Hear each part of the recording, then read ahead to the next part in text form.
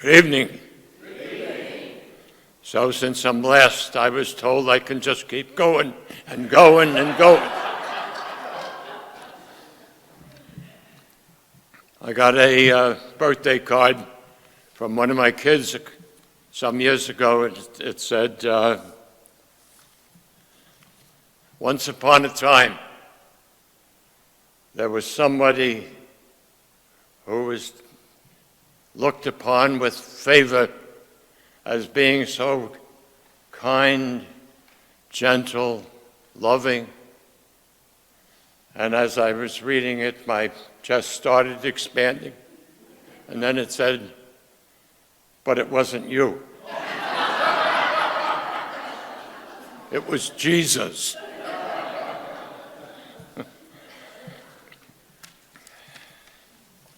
It was Jesus. Back in 1945, yours truly was a 16-year-old kid in Brooklyn.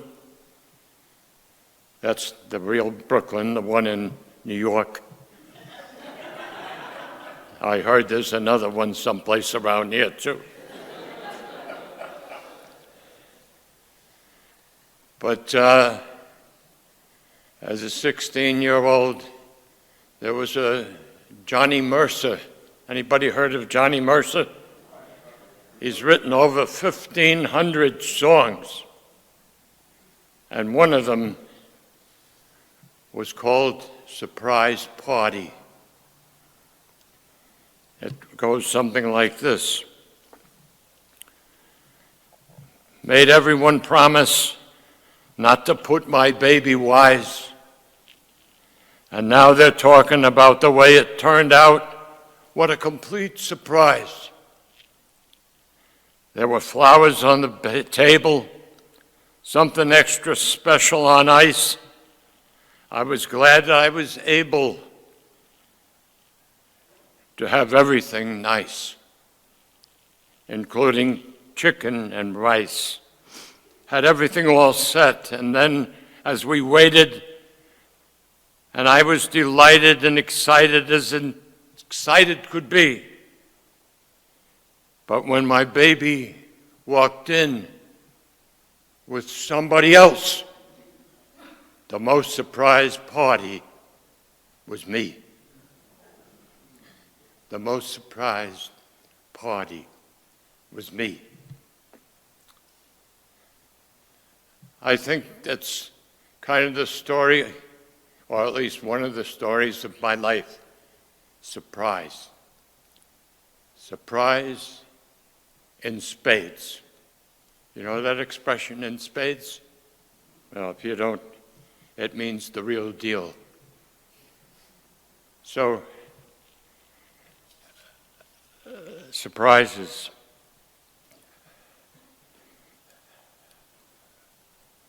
First is that I'm alive. I mean, look, I'm pushing 97. I didn't expect to be around this long. So it's a real surprise that I'm still here. Unfortunately, most of our colleagues and friends are not here anymore. So it's a little bit lonely in some ways, in terms of colleagues and the like. Well, I've had some surprising adventures. I was bitten by a black widow spider when I was sitting on a bench in Brooklyn with a girl. No, it wasn't Jean, it was somebody else. I was hit by lightning 3 times, one of which I actually died and left the body and came back. I was in a plane crash, ending upside down out at Baltimore Air Park, outside beyond White Marsh. Well, those are just a couple of the things that came as surprises running down the road. Actually, you know, they talk about a cat having 9 lives. I got 10. True. Surprising things. Surprised to me that the young lady out there said yes to me. You know, a couple of things. I preached at a first time at a church up in Lebanon, Pennsylvania, and you come out of the sacristy out like this, and there was a platform up here, but there was no fence. And I came out there and I started talking to people, and I took one step forward, and landed straight on my face. A little embarrassing the first time at a particular church. And what do you say at a time like that? I received the gift. I said, as I was getting up, I says, "You're not the first people I fell for. I fell for that one sitting out there in the audience."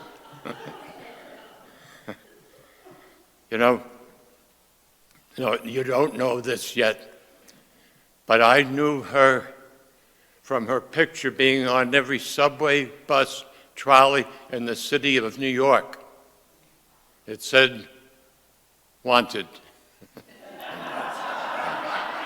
Not really. Miss Subways. So I knew Miss Subways by her picture before I knew her in the flesh. And as it came to be, I was invited to a wedding of a friend of mine and a girlfriend of hers.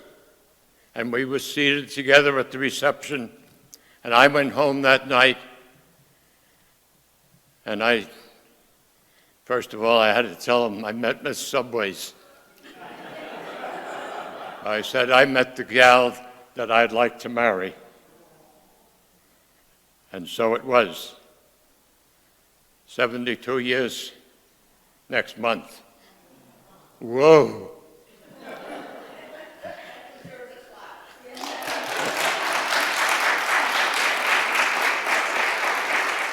You're clapping for her because she's put up.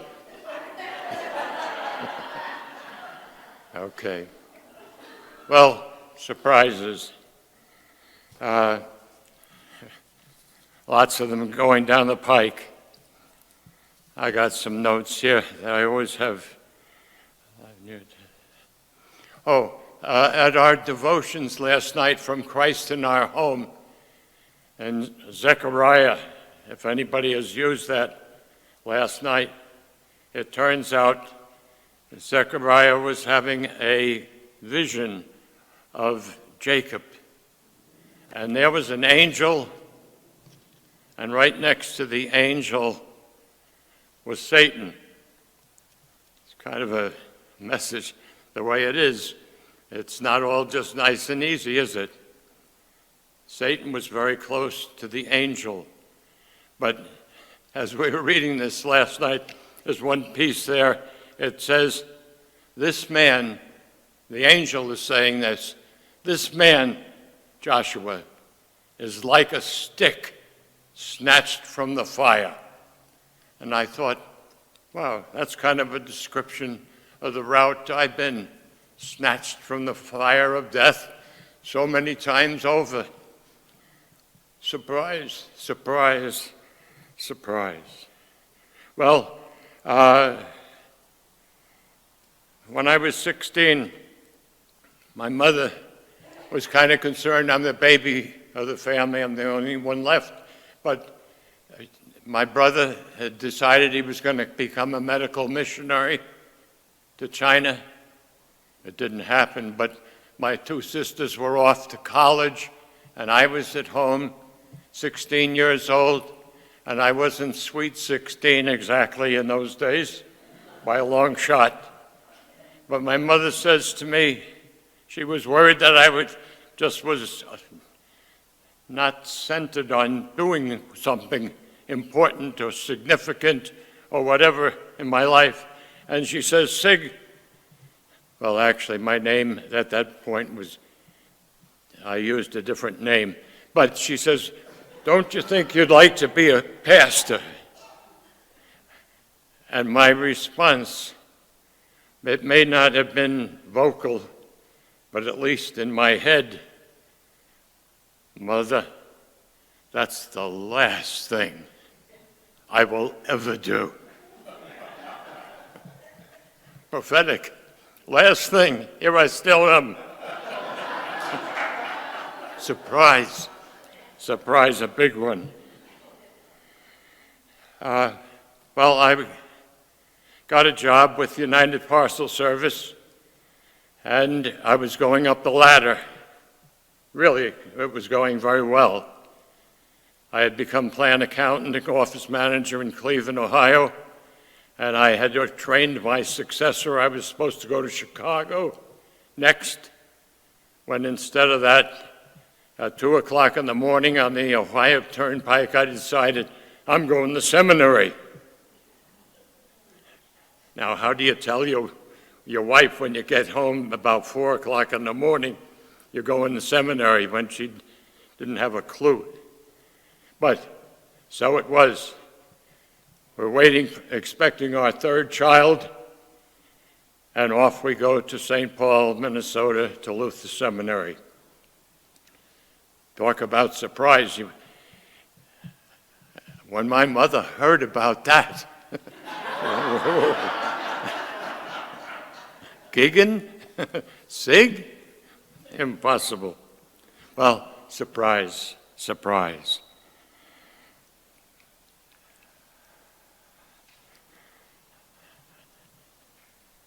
The universe. A big surprise. When we lived in Georgia for 21 years in the woods, I couldn't see the clouds. And we moved to Pennsylvania, where it was kind of open, and I got entranced by clouds. But more and more I get entranced by the way it is in this. I just learned recently that there are 150,000 species of moths. I always thought there was one. The idea here is just the universe has opened up, and it keeps opening up more and more as I go down the pike of what a marvelous place we live in. Well, that's Catonsville too, but I'm talking about the whole thing out there. Surprise, surprise, surprise.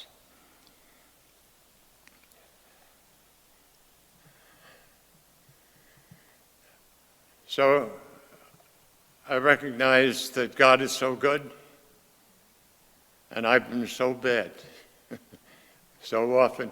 You know, in the Christ in Our Home this morning, David, it's described, the 71st Psalm is described to David. And David says to the Lord, I'm clean, I'm perfect, I don't want to mess around with these people who are sinners out there.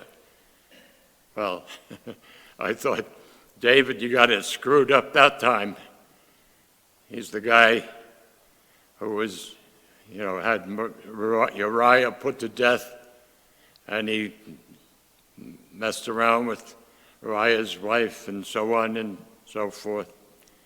But I've come to the realization, and the biggest surprise, and it kind of opens up day by day all the way down the road, is that the Lord is, I don't just follow the Lord. He's ahead of me, He's beside me, He's above me, He's below me, He's every place around in His inimical ways. And what a wonder and what a great surprise that is, and to know it day by day. Well, I didn't expect to go a little bit more than 4.5 minutes, which I was told I'm supposed to do. But as I said at the beginning, I'm last. I can just keep going, and you're still here. You haven't walked out yet.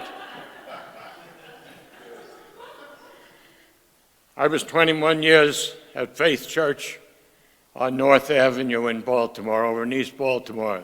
Anybody know where Lake Montebello is? Yeah, we're over in that turf. And that's a whole story. One of the most marvelous and surprising times in our lives to be in that inner city church as it made the transition and became integrated. And it was a surprise. Surprise, once again, that the kids, the neighborhood kids, started to open the door. They started coming to Sunday school, and then they started bringing their parents. And for many years, we were about half and half, black and white. I had it on my desk there, this saying, and I had picked it up and I made it, and I saw it every day when I went to my office. If not here, where? If not now, when? If not me, who? Great words of asking the question. Then the questions, that's one of the things I wrestle with at 96. What's next? How do I handle being 96 as a Christian? And it ain't so easy figuring that out, but it's part of the journey. My favorite passage, and I end with this tonight, Luke 12:35. In the Good News Bible translation, be ready for whatever comes, with your belt tied around your waist, your lamps lit, like servants of the Master. Not bad. Whatever comes. God bless you on the journey, your journey and mine. Amen.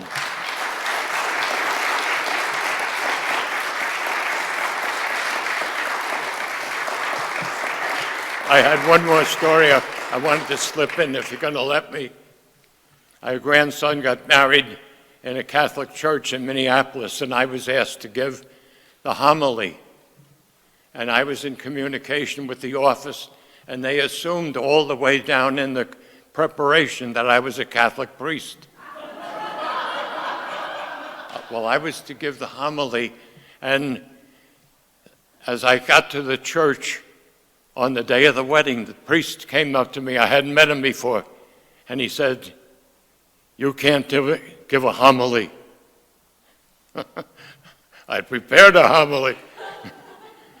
He says, "Only a Catholic priest can give a homily." Well, I got up and I gave my talk, and I said, "This is a homily." And for the only time besides tonight that people clapped after I was done was that time.